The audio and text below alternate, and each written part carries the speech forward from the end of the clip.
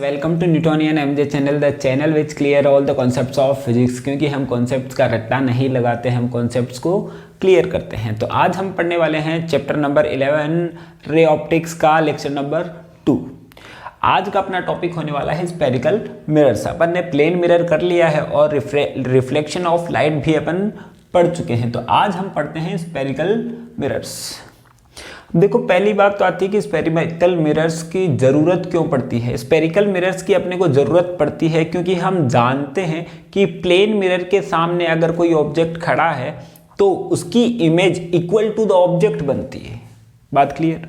ठीक है।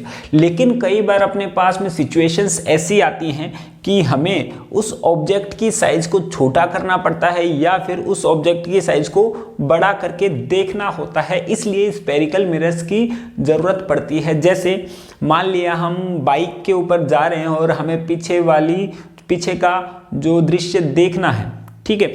मान लिया कि पीछे ट्रक आ रहा है तो उसको अपने को देखना है, तो उस सिचुएशन में हमें ट्रक को छोटा करके देखना है। तो इस वजह से स्पेरिकल मिरर्स की कॉन्वेक्स मिरर की जरूरत पड़ेगी वहां पे। ऐसा ही कुछ सिचुएशन में अपने पास में छोटी चीज़ों को बड़ा करके देखना होता है, जैसे कि डेंटिस्ट है या शेविंग के फॉर्म में है या गले का जो डॉक्टर होता है, वो क्या करते हैं कि एक कॉनकेव मिरर रखते हैं जिससे कि छोटी चीज़ें बड़ी हुई दिखाई देती हैं। बहुत ज़्यादा छोटी हैं, उनको बड़ा करके हम देख सकते हैं, ठीक है। इसलिए स्पेरिकल मिरर्स की ज़रूरत पड़ती है, ठीक है। और ये ऐसे मिरर होते हैं जिनका सरफेस जो है कर्व्ड होता है। क्या होते हैं? कर्व्ड सरफेस वाले। कर्व्ड सरफेस होता है इनका, ठीक है। ऐसे मिरर्स जिनका सरफेस कर्व्ड होता है उन्हीं को हम कहते हैं स्पेरिकल मिरर्स। अब इसके दो टाइप हैं, क्योंकि ज़रूरत अपने को दो प्रकार की है तो अपने को इसके टाइप्स भी कितने बनाने होते हैं? दो। क्योंकि दो सिचुएशंस है, कई बार तो अपने को छोटी चीज़ों को बड़ा करके देखना है, कई बार अपने को देखना है बड़ी चीज़ों को छोटा करके। तो इसलिए हमारे पास में इसके दो टाइप बनते हैं। तो एक तो होता है अपने पास में, एक तो होता है कॉनकेव मिरर और दूसरा होता है कॉन्वेक्स मिरर। कॉन्वेक्स मिरर, ठीक है। कॉन्वेक्स जो कॉनकेव मिरर है उसका डायग्राम इस प्रकार से होता है। ये हम जानते हैं कि मिरर के अंदर एक जो पोर्शन होता है वो तो रिफ्लेक्टिंग सरफेस होता है और दूसरा हम जानते हैं कि वो पॉलिश्ड पार्ट होता है। तो कॉनकेव मिरर के अंदर इस प्रकार से होता है। देखो, कर्व्ड सरफेस भी है, पॉलिश किया हुआ भाग भी है और रिफ्लेक्टिंग सरफेस भी है। तो ये तो है अपने पास में पॉलिश्ड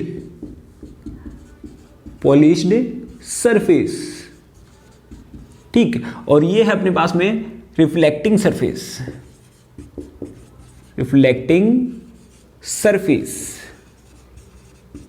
ठीक बात। तो ये हो गया अपने पास में कॉनकेव मिरर। ऐसे ही बनता है अपने पास में कॉन्वेक्स मिरर। ये रहा कॉन्वेक्स मिरर। देखो, एक तो रिफ्लेक्टिंग सरफेस है और एक अपने पास में पॉलिश्ड पार्ट है और साथ ही साथ में क्या है, ये कर्व्ड फॉर्म में भी है। इसलिए ये तो कौन सा है अपने पास में? पॉलिश्ड पार्ट, ठीक है। और ये क्या है? रिफ्लेक्टिंग सरफेस, ठीक है ना बात। तो ये हो गया अपने पास में दो टाइप के मिरर। अब हम देखते हैं कि इनसे रिलेटेड कुछ पॉइंट्स अपने को कवर करने हैं। तो सबसे पहले अपन बात करते हैं दोनों मिरर से रिलेटेड कुछ इंपॉर्टेंट पॉइंट्स हैं, उनकी अपन चर्चा करेंगे। तो देख लेते हैं।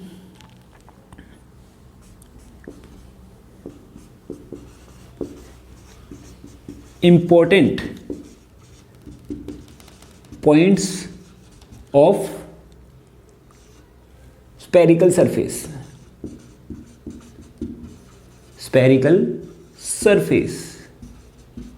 कुछ इंपॉर्टेंट पॉइंट्स हैं जो कि स्पेरिकल सरफेस से रिलेटेड हैं, उनकी अपन चर्चा करने वाले हैं। तो सबसे पहले तो अपन बात कर लेते हैं, दोनों सरफेस बना लेते हैं। तो ये अपने पास रहा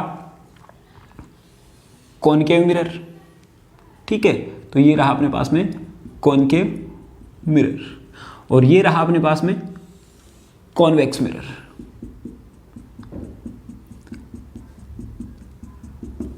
ठीक है बात, कोई दिक्कत नहीं है। अब सबसे पहला पॉइंट आता है इसके अंदर, पहला पॉइंट आता है पोल। क्या आता है? पोल, जिसको अपन P से डिनोट करते हैं।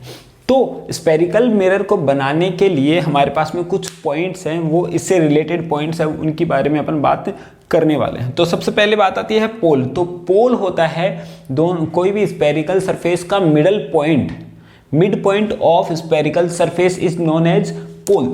तो ये अपने पास में कॉनकेव मिरर है, तो इसका मिडल पॉइंट तो ये रहा और इसका मिडल पॉइंट ये रहा, तो यहाँ पे रहा इसका पोल और इसका पोल यहाँ पे रहा, कोई दिक्कत नहीं। दूसरा आता है अपने पास में centre of curvature. Centre of curvature जिसे हम C से डिनोट करते हैं। सेंटर ऑफ कर्वेचर को किससे डिनोट किया जाता है? C से। तो सेंटर ऑफ कर्वेचर क्या होता है? जैसा कि नाम से ही पता चल रहा है कि सेंटर ऑफ कर्वेचर, कोई कर्वेचर का सेंटर है। हम मान लो कि अपने पास में ये स्पेरिकल मिरर है, इसको आगे की ओर बढ़ाएं तो तुम पाओगे कि एक स्पेयर बनेगा ये, ठीक है, ऐसे ही एक स्पेयर बनेगा ये वाला। तो अब देखो यहां पे इसका कोई स्पेयर बन रहा है तो इसका कोई सेंटर होगा, तो यहां पे आएगा इसका सेंटर, तो ये इसका सेंटर आया और इसका सेंटर किस साइड में आएगा? यहां पे, तो ये आया इसका सेंटर। तो ये जो चीज है ये कहलाती है अपने पास में, that is known as centre of curvature. Clear बात, ये आ गया centre of curvature. Third point है principal of axis. Principal of axis, principal of axis, ठीक है। तो प्रिंसिपल ऑफ एक्सिस का मतलब क्या है कि जो एक लाइन है, एक्सिस है, एक्स एक्सिस, वाई एक्सिस, ऐसी एक एक्सिस है जो कि centre of curvature and pole से गुजरती हो। एक ऐसी लाइन जो कि centre of curvature and pole से गुजरती हो, उसी लाइन को कहा जाता है प्रिंसिपल एक्सिस। तो ये है अपने पास में इसकी प्रिंसिपल एक्सिस, प्रिंसिपल एक्सिस, और यहां पे आ गई इसकी प्रिंसिपल एक्सिस। क्लियर बात। चलो अब देखते हैं अपने पास में प्रिंसिपल एक्सिस आ गया अपने पास में। फोर्थ पॉइंट है, ये तो था थर्ड और ये है फोर्थ पॉइंट। अब बात आती है रेडियस ऑफ कर्वेचर।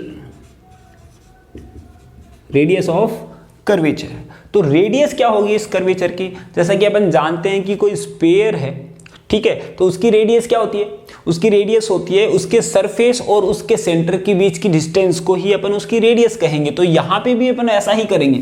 तो सेंटर, तो ये रहा सेंटर ऑफ कर्वेचर, तो ये रहा, और उसकी जो सरफेस है ये रही, तो इन दोनों की जो बीच की जो डिस्टेंस है उसको अपन रेडियस ऑफ कर्वेचर कहेंगे। इसको हम आर से डिनोट करेंगे।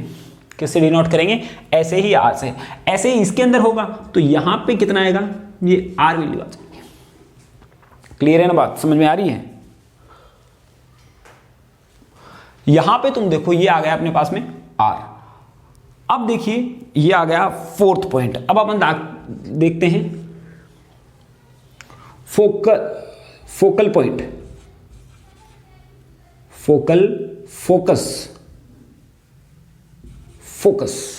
फोकस की अपन बात कर लेते हैं। तो फोकस पॉइंट क्या होता है? फोकस पॉइंट में लिख देता हूं।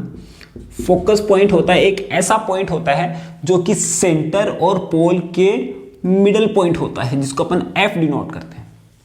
यानी कि एक ऐसा पॉइंट जो कि सेंटर और पोल, सेंटर ऑफ कर्वेचर और पोल का मिडल पॉइंट जो है उसको अपन मेन फोकस बोलते हैं, फोकल पॉइंट बोलते हैं, फोकस पॉइंट बोलते हैं।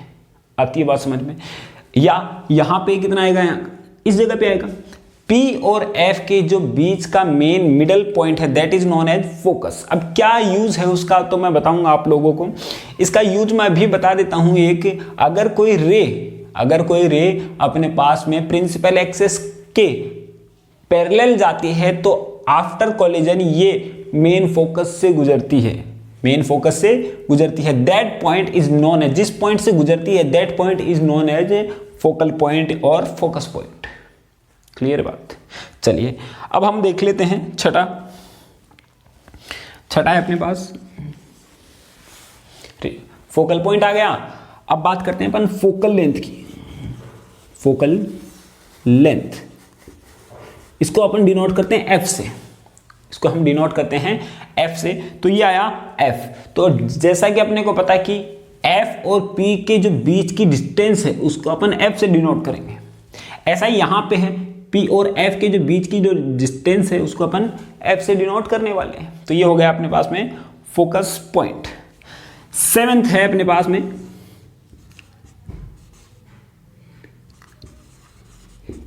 एपरेचर। ठीक है, तो एपरेचर का मतलब क्या है कि इफेक्टिव, अपने पास में रिफ्लेक्टिंग सरफेस है, कोई भी अपने पास में मिरर है तो उसका इफेक्टिव डायामीटर, तो इसका डायामीटर कितना होना बोलो, ये है, यहां पे एंड पॉइंट है इसका, एक पॉइंट ये रहा एंड, इन दोनों को मिला दो। ठीक है, तो ये जो इफेक्टिव डायामीटर निकल के आता है, मैक्सिमम जो डायामीटर निकल के आता है, वही उसका क्या होता है अपने पास में एपरेचर होता है। ठीक है, ऐसे इसके अंदर आएगा, इसका डाया कितना आएगा, ये एक पॉइंट एंड, दूसरा एंड पॉइंट ये है, दोनों एंड पॉइंट के जो बीच की परपेंडिकुलर डिस्टेंस को अपन उसकी डायामीटर एपरेचर कहेंगे। क्लियर बात, चलो ये बात अपने को क्लियर हो जाती है। ये थे अपने पास में 7 पॉइंट्स जो कि रिलेटेड थे अपने पास में स्पेरिकल सरफेसेस से, जो कि आप लोगों ने 10th क्लास के अंदर भी पढ़े हैं। ये काम में आएंगे बहुत, इसलिए जब भी अपन बनाते हैं स्पेरिकल सरफेस तो इन पॉइंट्स को ध्यान में रखा जाता है। ऐसे नहीं कि हम ऐसे ही इसको मोल्ड करके गोल कर दे, नहीं, इन पॉइंट्स को ध्यान में रखा जाता है। फिक्स पॉइंट होना चाहिए, तभी जाके वो स्पेरिकल सरफेसेस के अंदर काउंट होगा, स्पेरिकल मिरर्स के अंदर काउंट होगा। इन पॉइंट्स को वो वेरीफाई करेगा तो।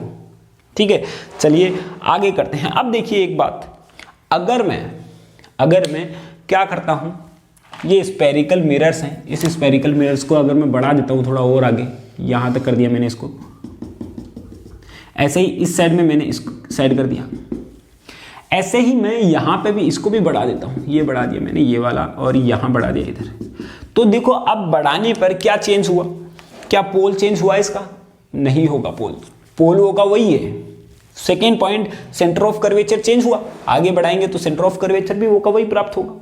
ठीक है, ऐसे ही प्रिंसिपल एक्सिस चेंज होगी क्या, प्रिंसिपल एक्सिस तो क्या होती है, सी और पी से जाने वाली जो लाइन है उसको अपन प्रिंसिपल एक्सिस कहते हैं, और ये भी चेंज नहीं होगी। रेडियस ऑफ कर्वेचर सी और पी के जो बीच की डिस्टेंस है वो भी चेंज नहीं होने वाली है, और फोकल पॉइंट भी चेंज नहीं होने वाला। तो चेंज क्या होता है, सिर्फ एपरेचर। तो उस टाइम पे डाया ये फाइंड आउट हो रहा था, इस टाइम पे डाया अपने पास में ये फाइंड आउट होगा। ठीक है, यानी कि टेम्परेचर चेंज होता रहता है अगर अपने पास में साइज चेंज हो जाता है किसका, स्पेरिकल सरफेसेस का। क्लियर है, तो ये अपन ने पॉइंट्स देख लिए हैं। अब अपन देखते हैं laws of rays, laws of rays जो कि स्पेरिकल मिरर से टकराती हैं। बस अपने को ध्यान रखना है कि कहीं पे भी टकराए, कोई सी भी रे टकराए, हम जानते हैं कि सभी स्पेरिकल मिरर्स के अंदर लॉ ऑफ रिफ्लेक्शन वैलिड है।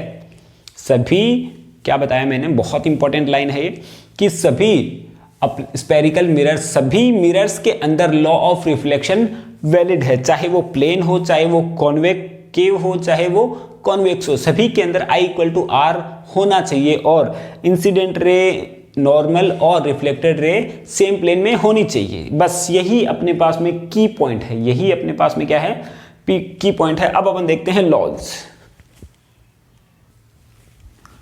तो अब हम देखते हैं laws of rays passing through spherical mirrors. Spherical mirrors हैं, उनमें से रेज कैसे मूव करेगी वो हम देखने वाले हैं। तो एक साइड में तो मैं ले लेता हूं कॉनकेव मिरर और एक साइड में ले लेता हूं कॉन्वेक्स मिरर। उसके अंदर कुछ रूल्स हैं, लॉज हैं जो कि हमें फॉलो करने हैं। ठीक है ना बात, यही 4 लॉज हैं, 4 लॉज हैं इसके। इन्हीं लॉज को सारे मिरर्स के अंदर मैं फॉलो करता हूं और इन्हीं रेज की हेल्प से सारे का सारा अपने पास में रे ऑप्टिक्स कंप्लीट होता है। ये काम में आएगी हर जगह पर। ठीक है ना, तो चलिए स्टार्ट करते हैं अपने पास में। तो ये अपने पास में अपन ने लिया एक,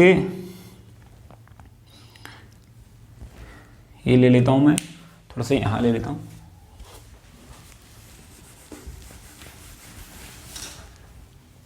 ठीक है, तो यहां लिया अपन ने एक, सॉरी, तो यहां लेता हूं एक कॉनकेव मिरर और फिर लेते हैं अपन एक कॉन्वेक्स मिरर। इस डस्टर को हाथ में ही रख लेते हैं, पता नहीं कब जरूरत पड़ जाए। तो ये अपन ने ले लिया कॉनकेव मिरर। ठीक है, तो ये अपन ने कॉन्केव लिया और ये इसकी प्रिंसिपल एक्सिस और ये पॉइंट P और ये पॉइंट F और ये पॉइंट C, ठीक है। Centre of curvature, focal point, pole और ये प्रिंसिपल एक्सिस। अब पहला रूल है कि जब कोई रे प्रिंसिपल एक्सिस के पैरेलल जाती है, प्रिंसिपल एक्सिस के पैरेलल जाती है, तो after reflection it moves from F से वो चली जाएगी, ठीक है कि नहीं। ये तो पहला लो है। अब अपन इसको क्रॉस चेक कर सकते हैं कि ये भाई अपना लो सही है या नहीं है। तो हम जानते हैं कि एक जो स्फेरिकल मिरर है वो एक स्फेयर से मिलकर बना है, ठीक है। तो ये इसका सेंटर है। तो सेंटर से जाने वाली लाइन हमेशा क्या करती है, नॉर्मल रहती है सरफेस के, चाहे यहाँ ले लो पॉइंट, चाहे यहाँ ले लो, वो हमेशा क्या रहती है, नॉर्मल रहती है सरफेस के। तो ये यहाँ से अगर मैं ये एक नॉर्मल डाल देता हूँ तो ये नॉर्मल होगा इसके ऊपर। तो ये क्या हुआ, एंगल आई, ये एंगल आर, दोनों इक्वल होंगे। यानी कि हम जानते हैं कि लॉ जो भी अपन बना रहे हैं, जो भी अपने पास में लॉ है, वो angle i equal to angle r पर होना चाहिए। और ये बात सत्य है, जितनी एंगल पे जा रही है उतनी एंगल पे इधर निकलेगी, क्योंकि ये नॉर्मल की तरह बिहेव करेगा। तो ये बात मुझे ठीक लगती है। तो ये बात क्या है, पहला लॉ क्या हुआ अपने पास में, जब कोई ray parallel to principal axis जाती है, जब कोई ray parallel to the principal axis जाती है तो जाने के बाद में वो टकराकर एफ से निकल जाती है। क्लियर, पहला रूल, ठीक है। यही बात हम इसके अंदर देख लेते हैं, कॉन्वेक्स के अंदर देख लेते हैं। तो ये लिया अपन ने कॉन्वेक्स, तो ये है अपने पास में पोल P और यहाँ पे अपन ने उगा दिए इसके बाल, ठीक है। ये अपन ने यहाँ पे पॉइंट कौन सा, F, और यहाँ पर पॉइंट कौन सा, C। तो यहाँ से कोई रे जाती है parallel to principal axis, parallel to principal axis. उस साइड से तो रे गुजार नहीं सकते अपन, क्योंकि अपन जानते हैं कि उस साइड में तो क्या है, पॉलिश्ड पार्ट है। और जब पॉलिश्ड पार्ट के इस साइड में रे नहीं आ सकती ही, तो टकराने के बाद में वो अंदर तो नहीं जा सकती, लेकिन इस साइड में जरूर जाएगी। तो ऐसा लगेगा कि वो किससे जा रही है, फोकल से जा रही है। किससे लग रहा है, वो फोकल से जा रही है। अब हमें देखना है कि ये तो इंसिडेंट रे, ठीक है, और ये रिफ्लेक्टेड रे है, तो angle i equal to angle r होना चाहिए। अरे angle i equal to angle r होना चाहिए। तो यहां से मैं क्या करता हूं, एक नॉर्मल डाल देता हूं। ये नॉर्मल डाल दिया अपन ने, तो तुम देखो angle i equal to angle r है, तो यानी कि ये बात भी इसकी सत्य है, ठीक है, ठीक है।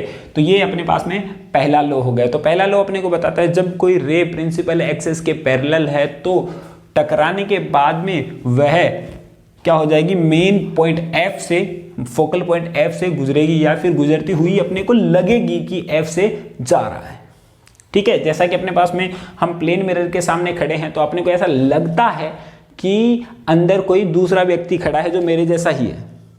अंदर मैं खड़ा हूं, मैं तो नहीं हूं, मैं तो बाहर हूं, लेकिन अंदर लगता है ऐसा ही। इसके अंदर भी ऐसा लगेगा कि ये जो रे है वो F से जा रही है, ठीक है।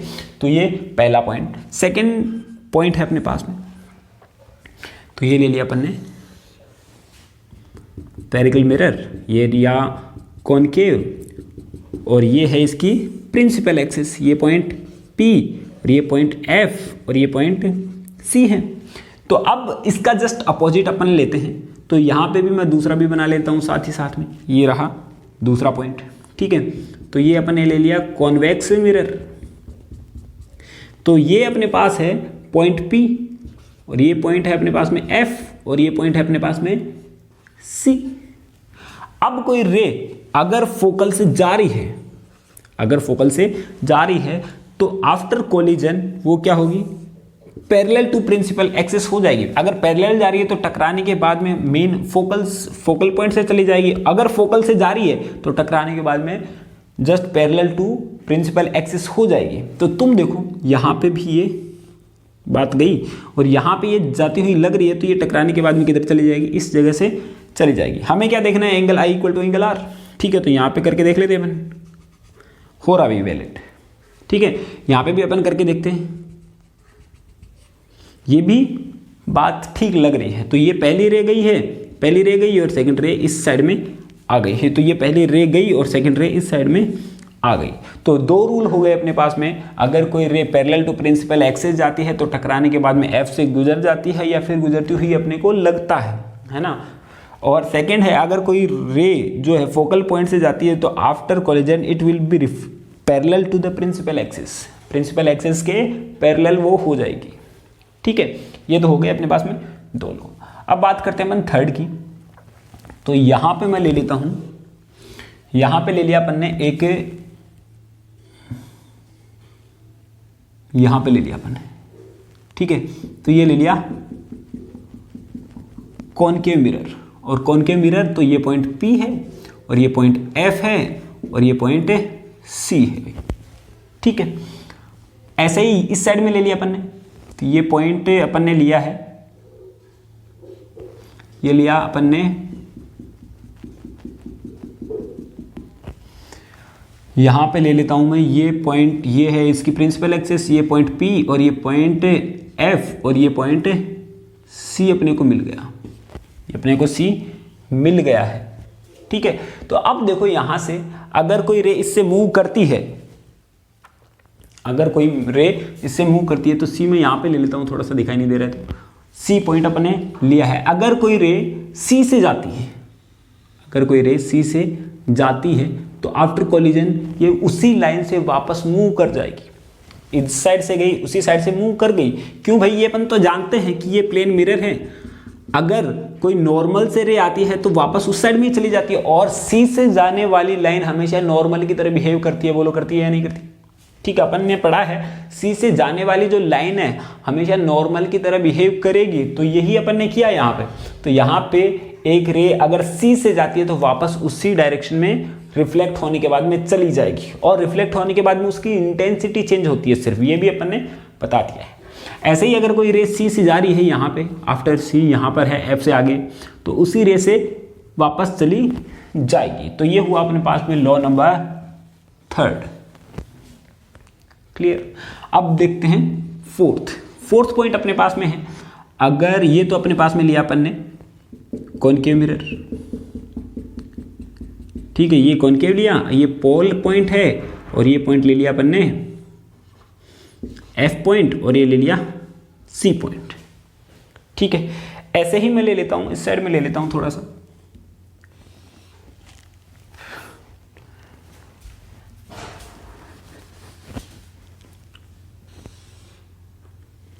यहां पे अपन ने ले लिया इसको,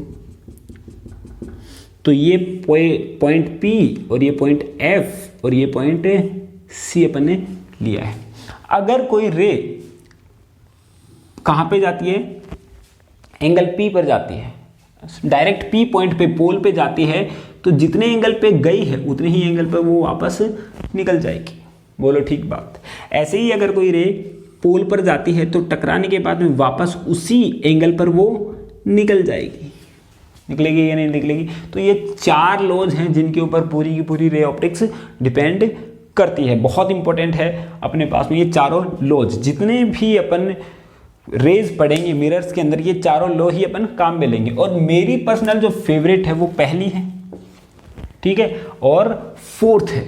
ऐसा क्यों है वो भी तुम लोगों को जल्दी ही पता लग जाएगा अगले लेक्चर के अंदर। तो हमारा काम जो है दो रेज से हो सकता है, दो रेज से अपने पास में सारा काम हो सकता है, क्योंकि अपने को किसी भी ऑब्जेक्ट है उसकी अपर साइज और जो लोअर साइज है उसकी अपने को इमेज बनानी है, तो दो रेज से काम हो जाता है। लेकिन यहाँ पे अपन ने क्या किया, चार रूल पढ़ लिए हैं, लेकिन मैं हमेशा काम में लूंगा ये वाले रूल, क्योंकि ये वाले रूल हर जगह वैलिड है, जबकि ये रूल के इन दोनों रूल्स के अंदर कुछ लिमिटेशंस आ जाती है जो कि आप लोगों को बाद में पता चलेगी, ठीक है। तो वापस एक बार रिपीट कर लेते हैं। अगर कोई ray parallel to the principal axis जाती है तो after collision it will be back from F, और इसमें ऐसा लगेगा कि एफ से जा रही है।